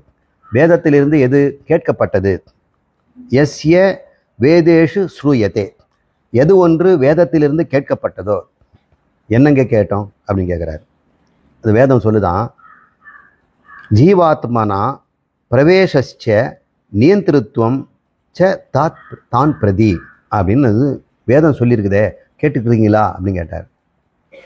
கேட்ட மாதிரி தான் இருக்குது, அதுதான் பிரம்மமா. என்ன கேட்டோம் கொஞ்சம் ஞாபகப்படுத்துங்க சார்னா, ஜீவாத்மனா பிரவேசஸ்ச நியந்திரத்துவம் அப்படின்னு சொல்கிறார். தான் பிரதி, பிரதின்னா ஒவ்வொரு ஜீவனிலும் சிருஷ்டி செய்துவிட்டு உள்ளே நுழைந்து மட்டுமில்லாமல் அதை நியமம் படுத்திட்டு இருக்கிறாரே, அவர் பிரம்மம் அப்படின்னு தெரியும். இது பிரவேச சுருதி, ஒவ்வொரு வேதத்தையும் எடுத்து சொல்லுது. ஸ்வேதகேதுகளையும் எடுத்து கொடுக்குது, அப்புறம் பிரகதாரண்யத்துலேருந்து எடுத்து கொடுக்குது, மாண்டுக்கியத்துலேருந்து கொடுக்குது, முண்டகத்துலேருந்து எடுத்து கொடுக்குது. இப்போ எப்படி நமக்கு உபநிஷத்து பேரை சொல்லாமலே சங்கரர் எல்லா இடத்து மூலமாக பிரம்மத்தை நமக்கு இதெல்லாம் படிச்சிடுங்க அப்படின்னு அர்த்தம். படிக்காவிட்டாலும் இந்த ஸ்ருதி மூலம் குரு மூலம் தெரிஞ்சுக்குங்க. அவர் சொல்கிறாரு, வீடுகள்லாம் கட்டியாச்சு. அப்போ கிரக பிரவேசத்துக்கு இவர் உள்ளே போயிட்டார். உள்ளே போயிட்டு அந்த வீடை வந்து நியமம் பண்ணுறது யார்? இவர் கிரக பிரவேசம் மட்டுமா பண்ணார்? வீட்டுக்குள்ளே போய் எல்லாம் அணி அடிக்கூடாது, இதுக்கெல்லாம் ஸ்க்ரீன் போடணும், எப்போவுமே வந்து கரை படிஞ்சதுன்னா ஏதாவது போட்டு க்ளீன் பண்ணணும், இங்கே தான் தண்ணி யூஸ் பண்ணணும், இந்த இடத்துல வந்து சூடு ஹீட் பண்ணுற இடம் தான் இங்கே ஈரம் பண்ணக்கூடாது, இதெல்லாம் நியமம் பண்ணுறவர் யார்? வீட்டு ஓனர் தானே. நீங்கள் குடி போனால் கூட அவர் வந்து நிற்பார்ல, அப்பப்போ வந்து நிற்பார், வீட்டுக்குள்ளே வந்து நிற்படியே சுற்றி பார்ப்பார், அப்படின்னு போயிடுவார். இல்லை ஒரு மாதிரி இப்படி பார்த்தாருன்னா இவங்களுக்கு கதி கலங்கும். இந்த மாதிரி ஜீவனுக்குள்ள இந்த இந்த 8 அடுக்கு மாளிகையை கட்டிட்டு ஏற்றி வைத்த என் தலைவனாக அவர் உள்ளே வந்துட்டார். உள்ளே வந்துட்டு என்ன பண்ணுறாரு? சும்மா வேடிக்கை சாட்சி பார்க்குறதுலாம் நியந்தாவாக இருக்கிறார். எனக்கு அன்றாடம் வரக்கூடிய வாசனைகளை அவர் கொடுக்குறார். என் கர்மங்களை நான் செய்வது, என் பலனை நானே அனுபவிக்கும்படி அவர் எங்கேயோ இருந்து ஆட்சி பலலை. நிறைய பேர் சொல்ல, எங்கிருந்தோ அவன் நம்மளை ஆட்டி வைக்கிறான்யா அப்படின்னு. எங்கிருந்தோ இல்லை, அவர் உள்ளுக்குள்ளேயே இருந்து கொண்டிருக்கிறார். அதை தான் சொல்கிறார். ஜீவாத்மனா, ஒவ்வொரு பிரதி ஜீவாத்மனா, ஒவ்வொரு ஜீவனுக்குள்ளேயும் இருந்து கொண்டு, பிரவேசச்ச, நுழைந்த பிறகும் கூட, பிரவேசமாகி ஜடப்பொருளாகிய சூக்ஷ்ம ஸ்தூல சரீரத்துக்குள்ள நுழைந்து அதுக்கு சேதனத்தை தந்து அதனுடைய பாவ புண்ணியங்களையும் அனுபவிக்கும்படி வாழ்க்கையை நடத்துகின்றவரை அவர் நியந்திருத்துவம் அப்படிங்கிறார். அவர் தான் பிரம்மம். எப்படியெல்லாம் தத்பதத்தை நமக்கு எவ்வளோ அழகாக சொல்லிக் கொடுக்குறாரு பாருங்க. தத்பதத்தை பல முமுட்சலால் அறியப்படுவது, ஜீவனுக்குள்ளேருந்து நியந்தம் பண்ணுவது, அனந்தம், சாந்தி, சத்தியம், ஞானம், அனந்தம், இப்படி எத்தனையோ வார்த்தைகளை சொல்லி சந்தேகம் இல்லாமல் பிரம்மத்தை நமக்கு காட்டி கொடுக்குறார். அவர் சொல்லலை, நீங்கள் சொன்னதுனால அதை சேர்த்துக்கலாம். நீங்கள் சங்கருடைய விரும்பிய குழந்தை இல்லையா? அவர் சாட்சியாகவும் இருக்கிறார், நியந்தாவும் இருக்கிறார்.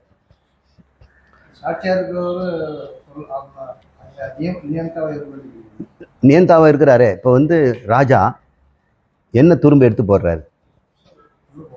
ஆமாம், ஆனால் அவர் முன்னாடி எல்லாம் நடக்குதில்லை. அவர் சாட்சியாக தான் இருக்கிறாரு. ஆனால் ஒரு துரும்பு கூட அசைக்காமல் அப்படி பூந்தியை சாப்பிட்டுக்கிட்டு எல்லாத்தையும் நிர்வாகம் பண்ணுறாரு பாருங்க.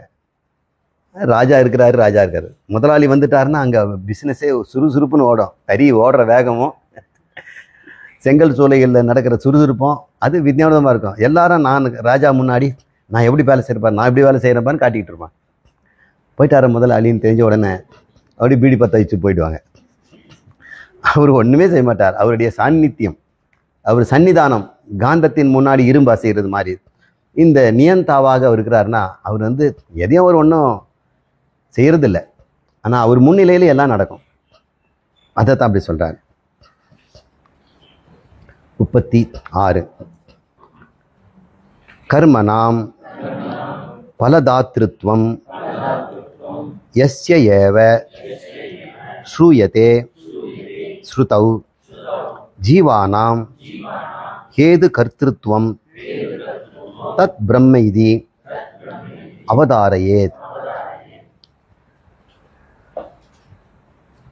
ஒவ்வொரு மனிதனுடைய நியந்தான்னு சொல்லிட்டார் இல்லையா? அவர் உள்ளே போய் என்னத்தான் நியமம் பண்ணிட்டு இருக்கிறார் அப்படின்னு பார்த்தா ஒரு டேலி புக் வச்சிருக்கிறார். கம்ப்யூட்டரில் வரவு செலவு கணக்கெல்லாம் இவன் புண்ணியம் எவ்வளோங்கிறதெல்லாம் வரவு, செலவுங்கிறதெல்லாம் பாவம். டேலி பண்ணிவிட்டு ஜீரோ பண்ணுறது தான் வேலை. அன்னைக்கு பேங்க் முடிச்சுட்டு நைட்டு வீட்டுக்கு போகும்போது டேலி முடிச்சுட்டு தான் போகணும். அந்த மாதிரி உள்ள அவர் பண்ணுறாராம். என்ன பண்ணுறாராம்? கர்மானாம் பல தாத்திருத்துவம், ஒவ்வொரு ஜீவனுக்குள்ளே இருந்துக்கிட்டு தனித்தனியாக இல்லாமல் ஒரே ஆள் யுகபத்து இருந்து கொண்டு ஒவ்வொரு ஜீவனுக்குள்ளேயும் அவன் செய்த கர்மத்துக்கு பலனை கொடுக்குறார். அப்போ டெய்லி நம்ம சாமிக்கிட்ட போய், சாமி என் கர்ம பலனை பிழையில்லாமல் கொடுத்துருங்க சாமி, கொஞ்சம் வட்டி போட்டும் கொடுங்க. டேய் வட்டின்னு கேட்காதரா, புண்ணியத்துக்கு வட்டி தருவேன், பாவத்துக்கும் வட்டி தருவேன். ஐயோ அப்படி செய்தாதீங்க சாமி, புண்ணியத்துக்கு மட்டும் வட்டி போடுங்க, பாவத்துக்கு கொஞ்சம் ரிபேட் கொடுங்க. நான் உங்களை கும்பிட்றேன் இல்லையா, உங்களுக்கு புஷ்பம் போட்டேன் இல்லையா, தொய்யம் தண்ணீர் விட்டேன் இல்லையா, காலில் விழுந்து நமஸ்காரம் பண்ணலையான்னு, ஓகே துரிதங்களை நான் நீக்குகிறேன். மம புரோத்த துரித உபாத்த துரித ஜெயத்வாரா. நான் தெரியாமல் செய்த தவறுகளை, தெரியாமல்னா நான் பிரம்மமும் தெரியாமல் செய்த தவறு, அந்த தவறுகளுக்கு துரிதம்னு பேர். அதை ஜெயத்வாரா, அதை அழிக்கும் முகமாக துவாரா. பரமேஸ்வர பிரீதி அர்த்தம், உங்களுக்கு சந்தோஷப்படுத்துறதுக்காக அயம் இதம் பூஜா கரிஷ்யாமி, இந்த பூஜையெல்லாம் நான் செய்கிறேனே அப்படின்னு நம்ம கெஞ்சி கேட்குறோம்ல. அதனால் அவர் என்ன பண்ணுறாரு, பாவத்தை குறைக்கிறாரு, புண்ணியத்தை கொஞ்சம் லிஃப்ட் பண்ணுறாரு. அது பேர்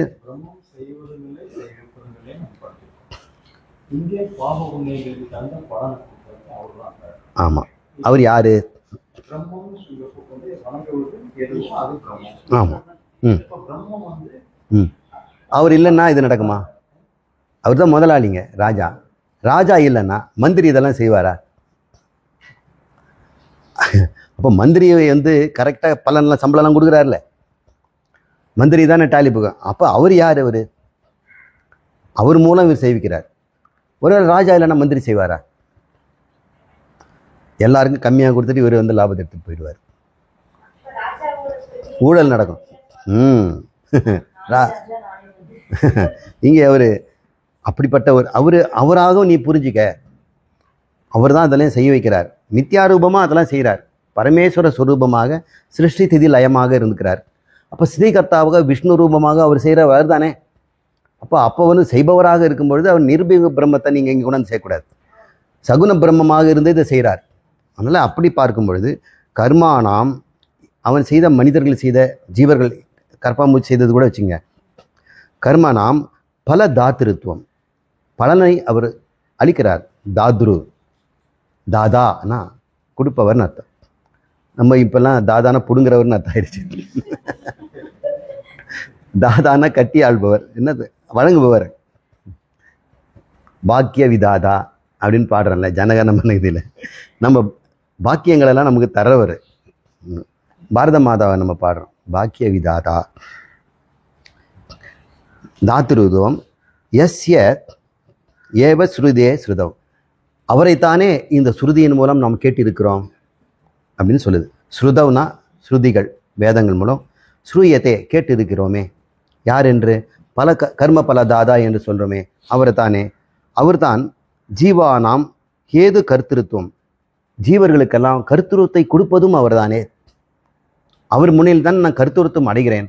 இன்னும் இந்த புத்திக்கு ஏதாவது செய்யணும்னு இருக்குதா? பின்னாடி ஆத்மா இருந்தால் தானே சுறுசுறுப்பாக அது வந்து கர்மங்களெல்லாம் ஏற்றுது. அப்போது கர்த்திருத்துவம் புத்திக்கு வருவதற்கும் போக்திருத்துவம் வருவதற்குமே அங்கே ஆத்மா இருக்கணும், இல்லை அது ஜடம். அந்த எந்திரம் வந்து அப்படியே ஸ்டாண்ட் ஸ்டில் ஆகிடும். அதுக்கு ரஜோகுணத்தையும் கொடுத்து இயக்கத்தையும் கொடுத்து ஸ்பூர்த்தின்னு சொல்லக்கூடிய விளங்குதலையும் கொடுக்குது. அந்த விளங்குதல் கொடுத்தனால புக்தி விளங்கிக்குது. இந்த கர்மம் செய்தால் இது நடக்கும், இது வெற்றிகரமாக முடியும். அந்த விளக்கம் புத்திக்கு எப்படி வருது? விளக்குனவர் அவர் விளக்கு மட்டும் பற்ற வச்சார், இவர் விளங்கிக்கிட்டார். நல்லா விளங்கிடுச்சா? ஆமாம் சாமி, இப்படி செய்தால் லாபம் கிடைக்கும், இப்படி செய்தால் நஷ்டம் கிடைக்கும். புத்தி எப்படி விளங்குச்சு?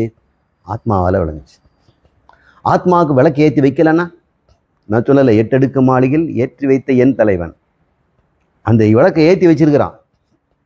அந்த விளக்கு ஒளியில தான் இந்த புத்தி கர்மம் எல்லாம் நடக்கிறதுனால அவர் ஜீவானாம் ஹேது கர்த்திருவத்திற்கு ஹேதுவாக இருக்கிறார், காரணமாக இருக்கிறார்.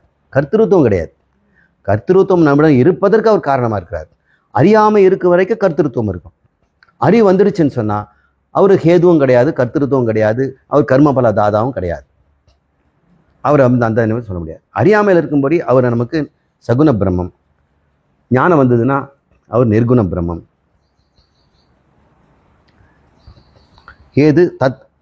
ஹேது கர்த்திருவம் தத் பிரம்மேதி விஜானியாது. சாமிக்கு ஒரு 5 நிமிஷம் ரெஸ்ட் கொடுக்கலாமா? காலை கொஞ்சம் வெளியெடுங்க. இந்த ஒரு விஷயத்துல மட்டும்தான் அத்வைதியா? கடவுளுங்கிற விஷயத்துல மட்டும்தான் அத்வைதியா? சாப்பிடும்போது, துணி ட்ரெஸ்ஸை போட்டுக்கும் போது அப்போ மட்டும் துவைதியா இருக்கிறீங்க? அதை வெக்கம் இல்லாமல் சாப்பிட்றோம். பிரம்மத்துக்கு சாப்பாடு வேணுமா? பிரம்ம சாமி கும்பிடக்கூடாது மட்டும் ஒத்துக்கிட்டீங்க.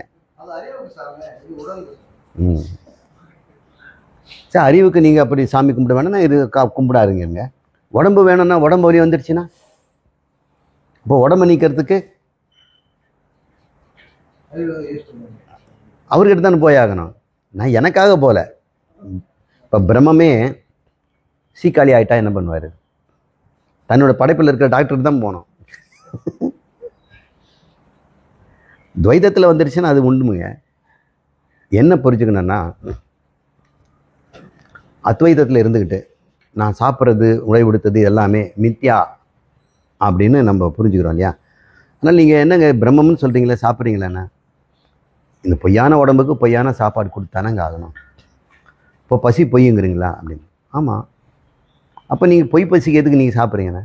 சாப்பிட்றது பொய் தானே, பொய்யா தானே சாப்பிட்றேன். தானிக்கு தீனி சரியா போயிந்தி. அப்போது சாமி ஏன் கும்பிட்றீங்கண்ணா? எனக்கு பாவம் நிறைய இருக்குதே, மித்யா பாவத்துக்கு மித்யா சாமி கும்பிட்றேன். இதுதான் இந்த கஜ உதாரணம்.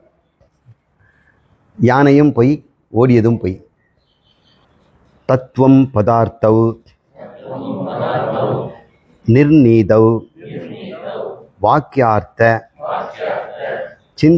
சிந்தியதே அதுனா தாதாத்மியமத்ர வாக்கியார்த்த தயோரேவ பதார்த்தயோ. இதில் ஒன்றும் முக்கியமான விஷயம் எதுவும் இல்லை.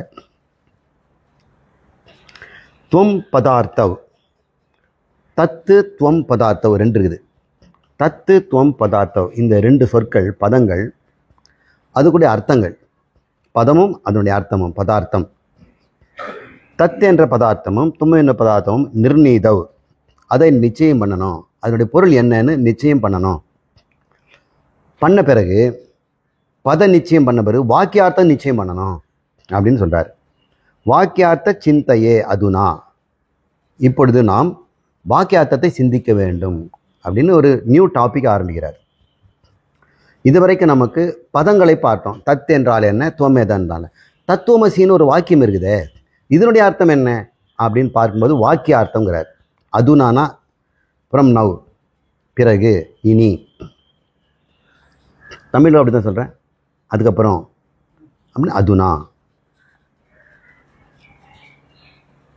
தாதாத்மியம் அத்திர வாக்கியார்த்தஸ்தயோரேவ, இந்த வாக்கிய பதத்தில் இருக்கின்ற அர்த்தம் என்பது தாதாத்மியம் இருக்கிறது என்றிருக்கிறது. இது எங்கே? பதார்த்த யோகோ, தத்துவமசி என்ற பதங்களிலே தத்து துவம் அசி என்றது மூன்று சேர்த்த வாக்கியம். இந்த வாக்கியார்த்தத்தை கண்டுபிடிக்கணும்னா பதார்த்தத்தை நிச்சயம் பண்ணணும். வேர்டுக்கே மீனிங் தெரியலன்னா எப்படி வாக்கியத்துக்கு அர்த்தம் தெரியும்? இப்போ ஒவ்வொரு வார்த்தையும் நமக்கு சில சமயத்தில் புக்கு படிக்கும்போது டிக்ஷனரி பார்க்குறதுக்கு சோம்பேறித்தனம். இப்போ நமக்கு வேர்டில் வந்து பார்த்தோம்னா தொட்ட உடனே அதுக்கு மீனிங் அங்கே வருதெல்லாம் பார்க்குறோம். எங்கள் காலத்துலலாம் டிக்ஷனரி தான். அந்த டிக்ஷனரியை வந்து புரட்டி அந்த தேடி அது பார்க்குறதுக்குள்ளே போதுன்றதுனால நாங்கள் கான்டெக்ட்லேருந்து மீனிங் எடுத்துக்குவோம். சில பேர் கான்டெக்ட் மீனிங்லேயே வாழ்க்கை முழுக்க ஓட்டிடுவாங்க. ஒருத்தர் என்கிட்ட வந்து நெகோஷியேஷன் அப்படிங்கிறதுக்கு அவர் ஒரு அர்த்தத்தை புரிஞ்சுக்கிட்டார். எங்கேயோ இப்போ யாரோ சொல்லியிருப்பாங்க புத்தகத்தில் நெகோஷியேஷன். நான் சொல்கிறேன், வி மஸ்ட் டிராஃபிக்கை ரொம்ப நெகோஷியேட் பண்ணுறது கஷ்டம். என்ன நெகோஷியேஷன் வந்து டிராஃபிக்கில் சொல்கிறீங்க அப்படின்னு அவர் சொன்னார். எப்படி சொல்கிறதுங்க அப்படின்னு. நெகோஷியேட்டிங் டிராஃபிக் தான் சொல்லுவாங்க அப்படின்னு. இல்லை நெகோஷியேஷன் தான் அது கொடுக்கல வாங்கல நெகோஷியேட் பண்ணிக்கலாம் பேசிக்கலான்னு தானே சொல்லுவாங்க. வட்டி எவ்வளோ கொடுக்கலாம், கட்டடம் எவ்வளோ அமௌண்ட்டு அப்படின்னு.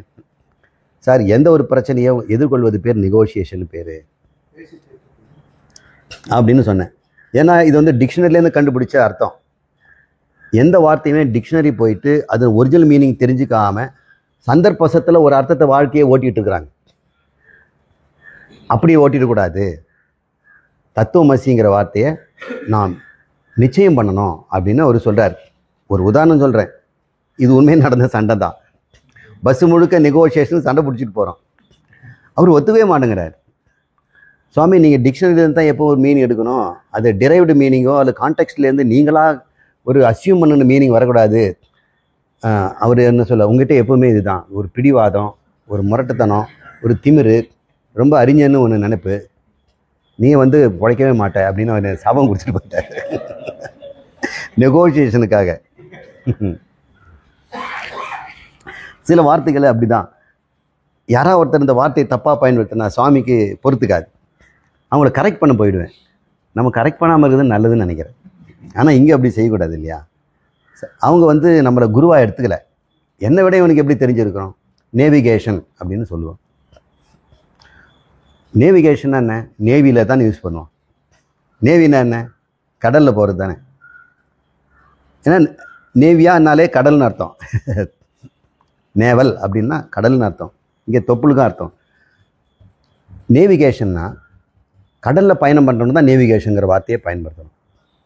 அது நேவல் வேர்டு, நேவிஸில் பயன்படுது. ஆனால் நம்ம எடிட்டோரியல் போர்ட்லேயும் அல்லது புக்கு ஜேர்னலில் நம்ம தயார் பண்ணும்போதோ நேவிகேஷன் கரெக்டாக இருக்கா பாருங்கள் அப்படின்னு நம்ம சொல்லுவோம். நீங்கள் அப்படி இப்போ உங்களுக்கு வாத்தியார் சொல்லி கொடுத்துட மாட்டார். இப்போ கற்றுக்குங்க.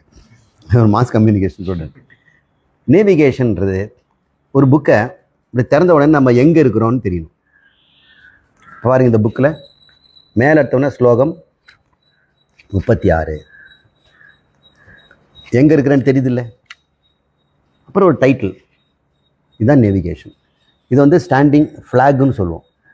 ஒரு புக்கில் ஃப்ளாகுன்னு சொல்லுவாங்க. மேலே எப்போ ரன்னிங் டைட்டில் போயிட்டே இருக்கும். எல்லா பக்கத்துலேயும் ஆசிரியர் பேர், புஸ்தகத்தினுடைய பேர், அந்த புஸ்தகனுடைய உபத்தலைப்பு, பக்கம். இது இல்லைன்னா ஒரு காலத்தில் இந்த ஒரு பேப்பர் மட்டும் எங்கேயாவது பொட்டலம் கட்டிட்டான்னு வைங்க, அப்போ கூட நீங்கள் இந்த புக்கு எங்கேன்னு கண்டுபிடிச்சிடலாம் இல்லையா? அது பேர் நேவிகேஷன்.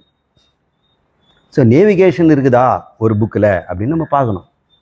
இப்போ புக்குன்னு வந்ததுனாலோ நியூஸ் பேப்பர்னு எடுத்துக்கிட்டாலும் எந்த பக்கத்தில் இருக்கிறோம்? எடிட்டோரியல் பக்கத்தில் இருக்கிறோமா? எடிட்டோரியல் பக்கம் எப்பவுமே சென்ட்ரல் பேஜாக தான் இருக்கும் இல்லையா? ஸ்போர்ட்ஸ் காலம்ன்றது கடைசியில் இருக்கும். அப்புறம் மற்ற காலம்லாம் இருக்கும். எடிட்டோரியலுங்கிறது எப்போவுமே செகண்ட் பேஜில் லெஃப்ட் கார்னரில் அதுக்கு இடம் கொடுத்துருவாங்க. இதெல்லாம் எங்களுக்குள்ள இந்த ஜேர்னலிஸ்ட்டுக்கிட்ட இருக்கக்கூடிய எழுதாத சட்டங்கள். இது நேவிகேஷன் ஈஸியாக இருக்குது. ஒருத்தர் தேடுறாரு வச்சுக்க ஒரு நியூஸை, ஒரு வினோதமான அதிசயமான ஒரு பொருளை பற்றி ஒரு பேப்பரில் படித்தோன்னா அவர் முதல் பக்கமாக பார்ப்பார். இதெல்லாம் கடைசியில் இருக்குது. நீங்களே டிவி நியூஸில் பார்த்தீங்கன்னா கடைசியில் தான் குரங்கு வந்து ஒரு ஊஞ்சலில் ஆடிச்சு அப்படின்னு ஒரு சின்ன பிட் போடுவாங்க. அது தலைப்பு செய்தியாக வரும்.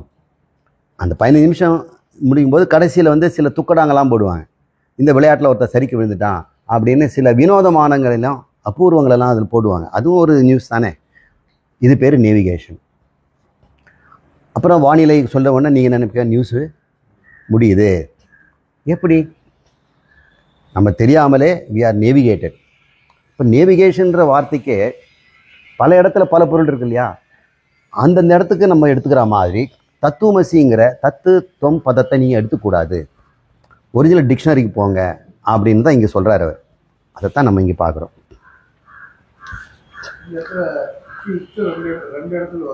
தத்துவம் ரெண்டும் பிரிக்கணும்.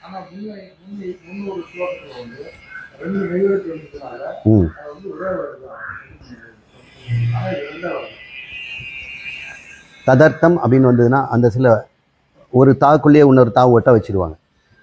இங்கே தத்துவம் பதார்த்தவ் அப்படின்னு வருது பாருங்க. தவ் அப்படின்னு வந்தாலே ப்ளூரல். பதார்த்தங்களின் நிர்ணீதவ், அதை நிர்ணயம் பண்ண பிறகு வாக்கியார்த்த சிந்தையே அதுனா, அதை செய்த பிறகு இதை செய்யணும். அந்த பதங்களுக்கு பதார்த்த யோகோ அப்படின்னு கடைசியில் ஒரு வார்த்தையில் இந்த பதார்த்தங்களுக்குள்ளே ஒரு உறவு இருக்கிறது. அந்த உறவு எப்படிப்பட்டது? தாதாத்மியம் அத்திர வாக்கியார்த்த, அங்கே தாதாத்மிய ஒரு உறவு இருக்கிறது. இந்த தாதாத்மிய உறவு எப்படிப்பட்டது? சம்சர்க்கமா, விசேஷ வைசேஷியமா, இல்லை பதாயாம் சாமானிய அதிகரணமா அப்படின்னு விசாரிக்கணும். இது இலக்கண ரீதியாக அந்த உறவு, பதங்களுக்குள்ள உறவு எப்படிப்பட்டது? இப்போ ஒரு சென்டென்ஸ் எடுத்துக்கிட்டோம்னா அந்த பதங்களுக்குள்ள உறவு இருக்குது. இலக்கணவாதியாக பேசணும்னு சொன்னால் அது சம்சர்க்கமாக இருக்கிறதா, பதாயாம் சாமானியகரணமா, இல்லை விசேஷி விசேஷி பாவனையா, பண்பு பண்பியா, இப்படியெல்லாம் நம்ம ஆராய்ச்சி பண்ணி பார்க்கணும். இல்லைன்னா தத்தினுடைய ஒரு அங்கமாக துவம் இருக்கிறது அப்படின்னு ஆயிடும்ல. அப்போ விசிஷ்டாத்மைனம் ஆயிடுச்சே. தத்துவமசி வாக்கியத்தை நீங்கள் தத்து புரிஞ்சுக்கிட்டீங்க, துவம் புரிஞ்சுக்கிட்டீங்க, வாக்கியார்த்தத்தில் என்ன கோட்டை விட்டுட்டீங்களே. அதனுடைய ஒரு அம்சமாக ஜீவன் இருக்கிறது அப்படின்னா அவர் அம்ச பாவனை ஆயிடுத. விசேஷி விசேஷ வைசேஷி பாவனை இருந்தால் அப்போ விசிஷ்டாத்வைதம் ஆயிடுச்சே. அப்படி எடுத்துக்கூடாது. இதெல்லாம் இந்த வாக்கிய விருத்தியில் நாம் தெரிஞ்சுக்க வேண்டிய நுட்பமான கருத்துக்கள். மனன கிரந்தமாக இருக்குது. சரி, சம்சர்க்க பாவனையாக இருக்குமா? இப்போ நமக்கு ஒரு அந்த நீல சுகந்த உட்பலத்தை கொண்டு வா அப்படின்னு சொல்லுவோம். அதுதான் சங்கரர் பயன்படுத்துறது. நீல சுகந்த உட்பலம் அப்படின்னு சொல்கிறோம். ஒரு பொருளை வேறுபடுத்தி காட்டுறதுக்காக நிறைய அந்த குளத்தில் நிறைய பூக்கள் இருக்குது, அதில் ஒன்று கொண்டு வரணும். அவன் இதுவான்னு கேட்குறான், நீல கலர்ன்றான். சரி, எல்லாத்தையும் விட்டு நீலத்துக்கிட்ட போகிறான். அங்கே பார்த்தா ஒரு 5 நீலம் இருக்குது. எது சுகந்தம் அப்படிங்கிறாரு, அதையும் பார்த்துக்கிறான். அப்புறம் கொஞ்சம் 2 வாசனை இருக்குது சுவாமி அப்படிங்கிறான். தீர்க்க அப்படின்னு ஒன்று போடுறேன், கொஞ்சம் உயரமாக இருக்குது பாருங்க, அந்த உட்பலத்தை கொண்டு வா. இப்போ என்ன அர்த்தம்? இப்போ இந்த 3 வார்த்தைகளுக்குள்ள என்ன சம்பந்தம்? நீல சுகந்த தீர்க்க உட்பலம். உட்பலத்துக்கு தான் இந்த சந்தேகம் வருது. இப்போ உட்பலத்துக்கும் இந்த 3க்கும் என்ன சம்பந்தம்? வேறுபடுத்துறது தானே பயன்படுத்துகிறோம். விசேஷண விசேஷரி வித்தியாசம் தானே இருக்குது. எல்லாத்துலேருந்து விசேஷனம் படுத்தி இதை தனிப்படுத்துறது தானே இருக்குது. அது மாதிரி தத்துவமசிங்கிறது இப்படிப்பட்ட தத்துவ தொம்மாக இருக்கின்ற தத்து அப்படின்னு அர்த்தமா, இல்லை தத் மாதிரி இருக்கின்ற தொம்முன்னு அர்த்தமா? அப்படிலாம் கிடையாது ஐயா. இதெல்லாம் ஆராய்ச்சி பண்ணணும். இதெல்லாம் வேண்டாம் சார், நீங்கள் சொன்னால் போதும் அப்படின்னு விட்டுறக்கூடாது. அதுக்காக தான் கொஞ்சம் கிராமரை கொஞ்சம் நம்ம யோசிக்க வேண்டியிருக்குது. அதை நம்ம குறைந்த அளவுக்கு நம்ம பார்ப்போம். இது தாதாத்மிய சம்பந்தமாக இருப்பதனால், ஒன்றை குறித்தே இருப்பதனால், அதனுடையதுக்கு இதுக்கும் ஏதோ ஒரு அர்த்தம் இருக்கிறதே.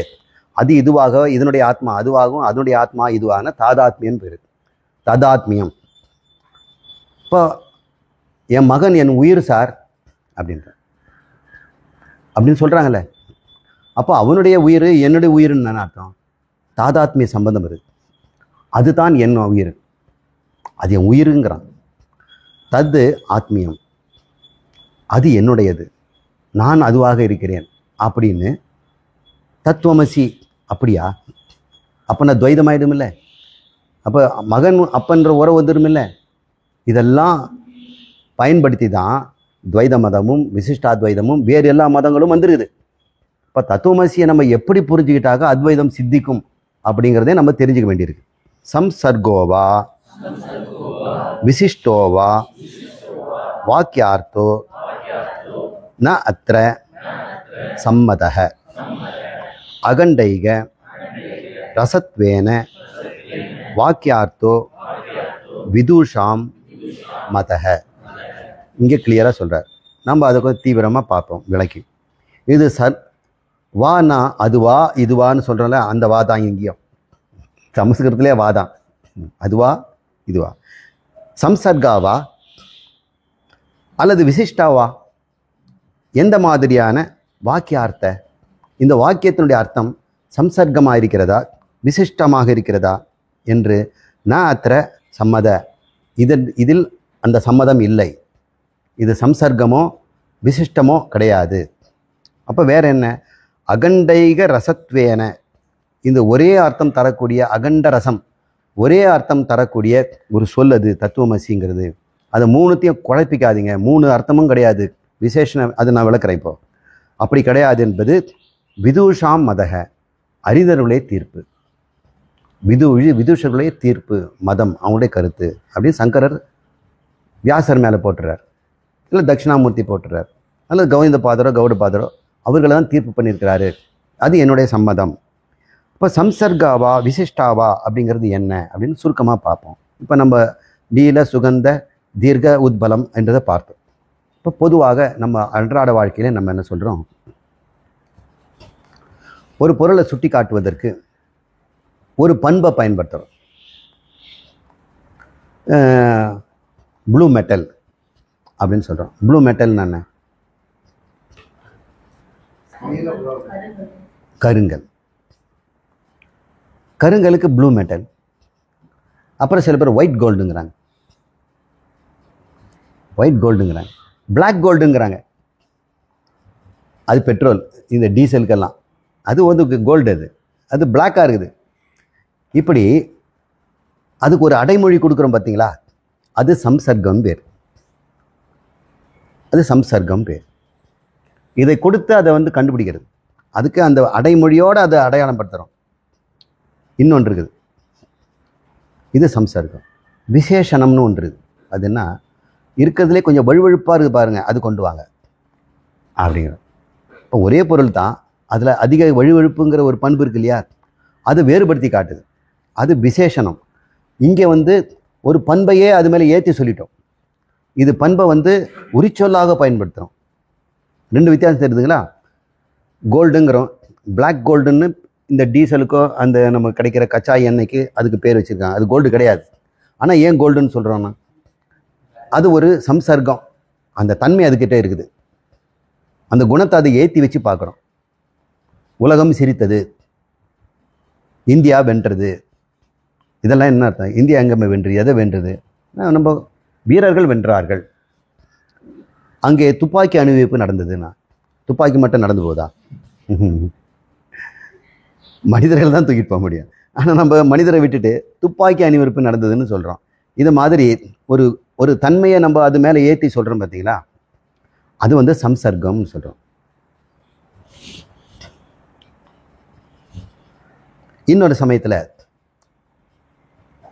ஒரு மாவு அரைச்சிட்டு இருக்கிறாங்க. அரைச்சிட்டு போது பாருங்கள் சார்னா, இன்னும் கொஞ்சம் சன்னமாகணும் அப்படின்னு சொல்கிறோம் இல்லையா, அதே பொருளை தான் நம்ம வேறு மாதிரி பண்பை கூட்டி சொல்கிறோம் இல்லையா. அது வந்து சன்னமான ஒரு துணி, முரட்டு துணி அப்படின்னு. சன்னம் முரட்டு அப்படிங்கிறது ஒரு பண்பு, பண்பி, அது விசேஷம் வருது. அந்த மாதிரி தத்துவமசி ஆகுமா? இது இறைவனை போன்றவன் இவன் ஜீவன், இதை அறிந்து கொள்வதால் இறைவனை போன்ற நிலை நீ அடைவாய் அப்படின்னு தத்து துவமசி அப்படி ஆடுறவன்னு ரொம்ப ஜல்லடை போட்டு சலித்து அரைச்சி கொண்டு தான் வந்துடும். அப்படி தானே சைவ சித்தாந்தம் சொல்லுது, மும்மல காரியம். இந்த மும்மலத்தையெல்லாம் நீக்கணும். அப்படி மும்மலம் நீக்கிடுச்சுனாக்கா உங்களுக்கு வந்து சக்தி நிவேதனம் உள்ளே வந்துடும் அப்படின்னு அவங்க ஏதோ ஒரு, இந்த மலம் நீங்கின உடனே உள்ளே வந்து சாமி வந்துடுவார் அப்படின்னு அவங்க சைவ சித்தாந்தம் சொல்கிறாங்க. மும்மல நீக்கம் பாருங்கள், இப்படி சொல்கிறாரு, 3 மலங்களை நீக்கிட்டோம்னா நீ இறைவனோடு சேர்ந்துடலாம். அதே முத்திரைக்கு அவங்க வேறு மாதிரி மீனிங் தராங்க. இப்படி எல்லாம் வந்துருமே அப்படிங்கிறதுனால இப்படிப்பட்ட தத்துவம் தோமும் அப்படியா, அல்லது இந்த அடைமொழியாக சொல்லாமல் உரிச்சொல்லாக சொல்கின்றதா? தத் போன்ற ஜீவன் அப்படின்னு அர்த்தமா, இல்லை அது தத்தாக மாற வேண்டிய ஜீவனா? ரெண்டும் இருக்குது இல்லையா. தத் போன்றன்னா அது ஒரு போலி தானே, ஒரு உயர்த்தி பேசுகிற மாதிரி. நீங்கள் கர்ணன் மாதிரி சார் அப்படின்னா நீங்கள் கர்ணன் இல்லைன்னு அர்த்தம். அப்போ தத்துவமசிங்கிறது இறைவன் போன்ற நிலை அடைவாயின்னு அர்த்தம். இறைவனாக மாறுனும் அல்ல, நைய தேய்ச்சி அப்படின்றதுனால சம்சர்க்கமும் இல்லை, விசிஷ்டமும் இல்லை என்பது ந அத்திர சம்மதக. இந்த தத்துவமசியில் அந்த அர்த்தத்தை எடுத்துக்கொள்ளக்கூடாது அப்படின்னு ஒரே அடியாக அடிச்சிட்டார். எப்படி எடுத்துக்கணுமா? விதுஷாம் மதக இந்த வாக்கியார்த்தம் அகண்டைக ரேசம், இரண்டும் வேற வேற கிடையாது. அகண்ட ஏகரசம், வேறுபாடற்ற ஒரே பொருள், அகண்ட ஏகரசம் அப்படின்னா எப்படி? முதல்ல தண்ணி இருந்தது, உப்பு இருந்தது, ரெண்டும் கரைச்சிட்டோம். இப்போது உப்பு தண்ணி ஆயிடுச்சு. இப்போது இந்த உப்பு எங்கே இருக்குது? எல்லா இடத்துலும். தண்ணி எங்கே இருக்குது? எல்லா இடத்துலும். அது அகண்டைக ரேகரசம். ரெண்டென்று பிரித்து சொல்ல முடியாமல் நீரும் உப்புமாக, பாலும் தேனுமாக, பாலில் பால் போல, நீரில் நீராக, நெருப்பில் நெருப்பாக, ஆகாயத்தில் ஆகாயமாக இருப்பதை நாம் வந்து அகண்ட ஏக ரசம், அகண்ட ஏகத அகண்டைக ஏகரசம் இப்படி தான் புரிஞ்சுக்கணும். தத் என்பதையும் தொம் என்பதையும் இரண்டும் வேறு வேறற்ற ஒரே பொருள், பிரிவற்ற பொருள். ஒன்றின் காரணமாக ஒன்றென்றோ, ஒன்றினுடைய பண்பாக ஒன்றென்றோ, உன்னுடைய இன்னொரு வளர்ந்த தன்மையாகவோ எந்த விதமாகவும் அதை புரிந்து கொள்ளக்கூடாது என்பதை நம்ம புரிஞ்சுக்கணும். இப்போ அடிச்சை உதைக்கிறாருங்க. அத்வைதத்தை இப்படி தான் சித்தி பண்ணிக்கணும். இப்படி புரிஞ்சுக்குங்க. 39வது பிரத்யக் போதோ ய ஆபாதி சஹ அத்வய ஆனந்த லக்ஷணः அத்வய ஆனந்த ரூபஸ்ச பிரத்யக் போதை ஏக லட்சணः. இங்கே ஆத்மாவுக்கு வரார், தொம் பதத்துக்கு வரார். பிரத்யக் போத ய ஆபாதி சக அத்வயானந்த லக்ஷணः அத்வயானந்த ரூபஸ்ச பிரத்யக் போதைக லட்சணः. இந்த பிரத்யக் போதங்கிறது என்னன்னு முதல்ல புரிஞ்சுக்குவார். பிரத்யக்னா உள்ளுரை, பிரத்யேகமாக இருக்குது. ஏகமாக இருந்ததுன்னா எங்கும் இருக்குதுன்னு அர்த்தம். அது ஏகம் அப்படின்றோம். ஏகமாக விரைவு இருக்குது, ஒன்றுன்னு. பிரத்யக்னா இதுக்குள்ள மட்டும், இங்கே பார் அப்படின்னு சொல்கிறோம். ஸ்பெசிஃபிக் அப்படின்னு அர்த்தம். உள்ளுரைன்னு வச்சுக்கோ. போதம்னா அறிவு, அது ஞானம், சைதன்யம், சம்பித். சங்கரருக்கு ரொம்ப பிடிச்ச வார்த்தை சம்பித். சம்பித் என்று சொல்வார். இந்த சம்பித்தாகவும் போதனமாகவும் பிரஜானமாகவும் சைதன்யமாகவும் சேதனமாகவும் சித்தாகவும் இருப்பதற்கு போதம்னு பேர். தமிழில் அறிவாக, அறிவுணர்வாக, வாலறிவாக, அதை பிரத்யக் போத.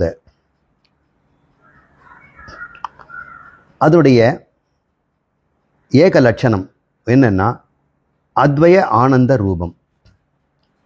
அந்த உன்னுடைய ஆத்மாவினுடைய லட்சணம் அத்வய ஆனந்தம், இரண்டற்ற ஆனந்தம். இரண்டில் கிடைக்கிற ஆனந்தம் இல்லை. அதை சாப்பிட்டதுனால எனக்கு கிடைச்ச ஆனந்தம்ன்றது ரெண்டில் கிடைச்ச ஆனந்தம்.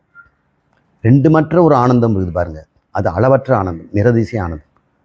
யோசனை பண்ணி பார்த்தா அற்புதமாக இருக்குது. இது ஆனந்தம் ரெண்டாவதுலேருந்து கிடைச்சிதா இல்லை என்னைக்குலேருந்தே கிடைச்சிதா?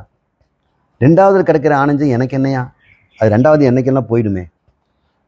அத்வய ஆனந்தங்கிறது உன்னை விட்டு பிரியாத ஆனந்தம், இரண்டற்ற ஆனந்தம். அந்த அத்வய ஆனந்த ரூபமாக இருக்கிற பிரத்யேக் தான் அதனுடைய லட்சணம். எது ஒன்று, எதை நான் சொல்கிறீங்கன்னு கேட்டோம்னா, உள்ளே ஆபாதி, உன்னுக்குள்ளே ஆபாதி, உன்னால் அறியப்பட்டு கொண்டிருக்கின்ற உன் உணர்வு இருக்கு இல்லையா, இந்த பிரமாதாவினால் நான் தான் என்று அறிந்து கொண்டிருக்கிறானே, இன்னொன்றாக பார்க்க வைக்காமல் நானே அது என்று அறிகின்றது பேர் ஆபாதி. ஆபாதி எவனொருவன் ஆபாதி பிரத்யக் போதோ தனக்குள் இருப்பதாக நினைக்கிறானோ, அந்த அத்வய ஆனந்த லட்சணம், அதுதான் அத்வயத ஆனந்த லட்சணம் என்று பிரம்மத்திற்கும் சொல்லப்படுகிறது. இந்த அர்த்தத்தை நம்ம எடுத்துக்கணும். இங்க ரெண்டும் கம்பேர் பண்றார். இன்ம அசி பதத்துக்கு வரார்.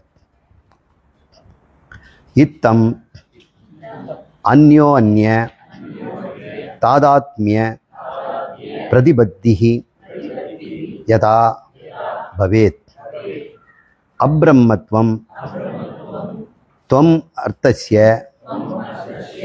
व्यावर्तेद तदैव हि